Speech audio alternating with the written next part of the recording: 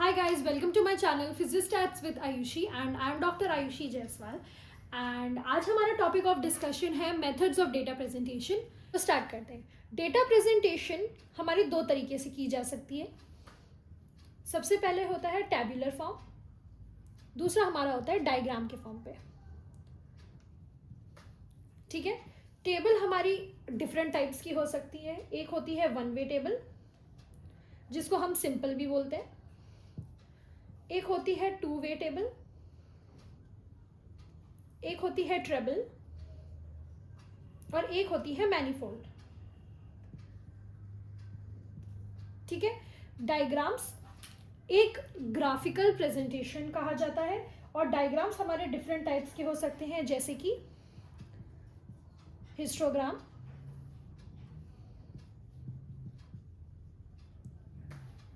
Frequency polygon,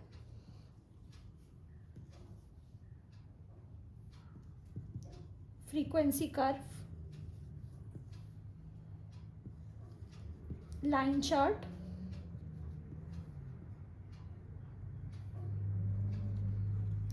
बार graphs,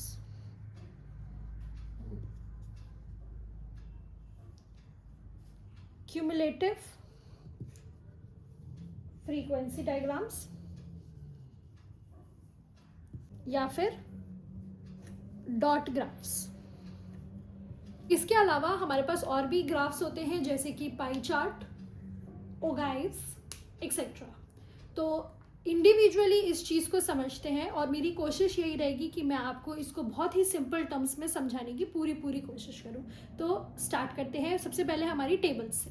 तो ये एक फॉर्मेट है, ठीक है। इसके अंदर आप देख सकते हैं कि मैंने बहुत सारे रोज एंड कॉलम्स बनाए। कैप्शन के बारे में डिस्कस करूंगी और मेरा चॉइस है जैसे कलर चॉइसेस, ठीक है। उसके बाद आप यहाँ पे पढ़ रहे होंगे मैंने दो सब हेडिंग्स बनाई हैं। सब हेडिंग्स जैसे कि एग्जाम्पल कलर चॉइसेस में ही मैं कोई भी कलर ले लेती हूँ। मान लीजिए वाइट ले लिया मैंने, यहाँ पे पिंक ले लिया, यहाँ ब्लू ले लिया और यहाँ ग्रीन ले लिया, ठीक है। अब इसके अंदर भी मेरे पास आपको कॉलम्स देखने को मिल रहे होंगे। तो इसके अंदर भी मान लीजिए मैंने ले लिया बॉयज़ गर्ल्स, बॉयज़ गर्ल्स, ठीक है। और यहाँ आप पढ़ रहे होंगे कि मैंने यहाँ पे एंट्रीज लिखी है। तो लेट्स से क्लोथिंग के लिए हम बात कर रहे हैं तो यहाँ पर हो गया कुर्ता, यहाँ हो गया साड़ी, यहाँ हो गया सूट्स, ठीक है। मेन कैप्शन हमारा था टेबल का, सबसे टॉप पर लिखा जाता है कि कलर चॉइसेस, ठीक है। कलर्स लिख दिए, वो हमारी सब हेडिंग्स में हो गई। कितने नंबर ऑफ बॉयज़ ने कितने कुर्ते वाइट कलर में लिए हैं और कितने नंबर ऑफ गर्ल्स ने वही कुर्ता पिंक कलर में लिया है, वो वैल्यूज़ आपको यहाँ पे मेंशन करनी है। सेम विथ इधर, कितने नंबर ऑफ बॉयज़ ने ब्लू कलर का कुर्ता लिया है एंड कितने नंबर ऑफ गर्ल्स ने ग्रीन कलर का कुर्ता लिया है, वो वैल्यूज आपको यहाँ लिखनी है। उसके बाद इस सब का टोटल आंसर आप यहाँ पे मेंशन करेंगे और टोटल नंबर ऑफ बॉयज का वैल्यू यहाँ पर, टोटल नंबर ऑफ गर्ल्स की वैल्यू यहाँ पर, सेम विथ यहाँ और यहाँ, ठीक है। और एक फाइनल क्यूमुलेटिव टोटल आपको यहाँ पे कैलकुलेट करना है। थोड़ा सा कन्फ्यूजन लग रहा होगा लेकिन जब मैं आपको और एग्जाम्पल्स बताऊंगी तो आपको ये बहुत ही ईजी लगेगा। तो ये फॉर्मेट हर क्वेश्चंस में सबसे ज़्यादा पूछा जाता है कि what is the correct format of a table और ड्राइंग अ टेबल। तो आप इस चीज़ को बहुत ही ध्यान से समझिएगा। नेक्स्ट हम बात करते हैं सिंपल टेबल की। अब सिंपल टेबल मतलब बिल्कुल बेसिक, इसमें सिर्फ दो ही सबसेक्शंस होते हैं। मान लीजिए यहाँ पर मैंने एग्जांपल लिया है क्लासेस और दूसरा एग्जांपल मैंने लिया है स्टूडेंट, कि क्लास 1 में 50 स्टूडेंट्स हैं, क्लास 2 में 10 स्टूडेंट्स हैं, क्लास 3 में 20 स्टूडेंट्स हैं एंड क्लास 4 में 20 स्टूडेंट्स हैं। तो इसका टोटल जो हो गया हमारा 100 हो गया। इस टाइप के रिप्रेजेंटेशन को हम सिंपल टेबल बोलते हैं। नेक्स्ट हम बात करते हैं टू वे टेबल की। टू वे टेबल में आप देख सकते हैं मैंने सिंपल टेबल को ही टू वे में कन्वर्ट किया है ताकि आप लोगों को इसका डिफरेंस समझ में आए। वन वे टेबल में हमने देखा था कि हमने स्टूडेंट्स को कलेक्टिवली मेंशन किया था एंड उसका ग्रैंड टोटल नीचे लिख दिया था। टू वे टेबल के अंदर क्या हुआ कि हमने मेन कैप्शन के साथ साथ उसको सब हेडिंग्स में डिवाइड कर दिया, जैसे कि बॉयज़ एंड गर्ल्स। तो क्लास 1 में कितने नंबर ऑफ बॉयज़ हैं एंड कितने नंबर ऑफ गर्ल्स हैं उसका टोटल, क्लास 2 में, क्लास 3 में और क्लास 4 में। अब सारे सेक्शंस में कितने नंबर ऑफ बॉयज़ हैं उसका टोटल एंड सारे सेक्शन में कितने नंबर ऑफ गर्ल्स हैं उसका टोटल, और इस दोनों का टोटल जो क्लासेस के पर सेक्शन का टोटल है एंड दोनों जेंडर्स को मिला करके जो टोटल है वो हमेशा सेम आना चाहिए। Triple table two way table की मॉडिफिकेशन है। जैसे टू वे टेबल में हमने देखा था कि बॉयज़ एंड गर्ल्स में 2 पार्ट्स में डिवाइड किया गया है एंड अब बॉयज़ एंड गर्ल्स को ही रूरल एंड अर्बन एरिया में डिवाइड किया जाएगा और उसका ग्रैंड टोटल लिखा जाएगा। तो this type of table is known as triple table.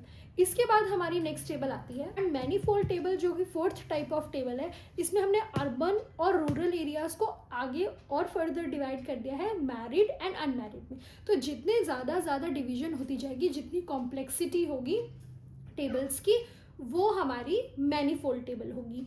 And statistics के अंदर अगर हमें एक प्रॉपर वैल्यूज़ डिराइव करनी है तो यूजुअली ट्रिपल टेबल और मैनीफोल्ड टेबल्स को ही इस्तेमाल किया जाता है। नेक्स्ट हम बात करने वाले हैं rules of making a table. ये हर एग्ज़ाम पॉइंट ऑफ व्यू से सबसे ज़्यादा इंपॉर्टेंट टॉपिक है एंड अगर आप 5 मार्क्स के लिए इस चीज़ की तैयारी कर रहे हैं तो सबसे पहले आपको रूल्स लिखने होंगे और एक आपको अच्छा टेबल बना करके एग्ज़ाम शीट में अपना लिखना होगा, क्योंकि एक अच्छा स्टैटिस्टिकल टेबल होने के लिए ये सारे पॉइंट्स कवर करना बहुत ज़्यादा ज़रूरी है। तो मैं बता देती हूँ। सबसे पहले रूल है कि हर टेबल का एक नंबर होना चाहिए, table number 1, table number 2।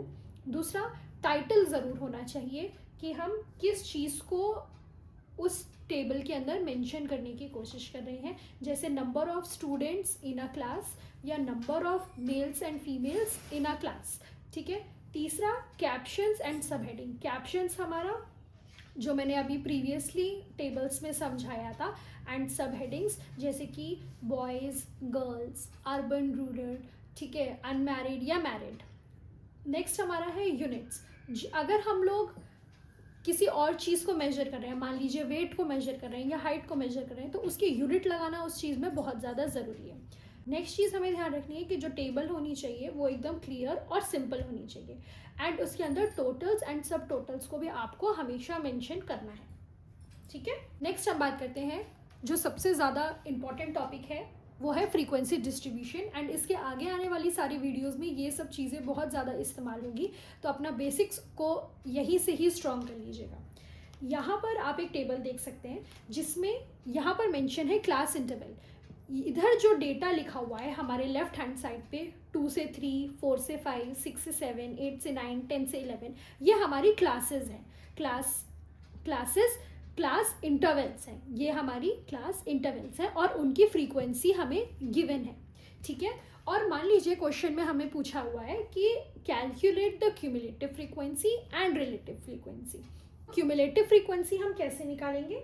Cumulative frequency निकालने के लिए सबसे पहले हमें सेम फ्रीक्वेंसी को डायरेक्टली यहाँ पर लिखना होगा और नेक्स्ट फ्रीक्वेंसी जब हम यहाँ पे कैलकुलेट करेंगे तो वो फर्स्ट एंड सेकेंड का टोटल होगा।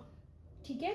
मतलब 3 + 4 तो हो गया 7, 7 + 2 = 9, 9 + 3 = 12, 12 + 2 = 14।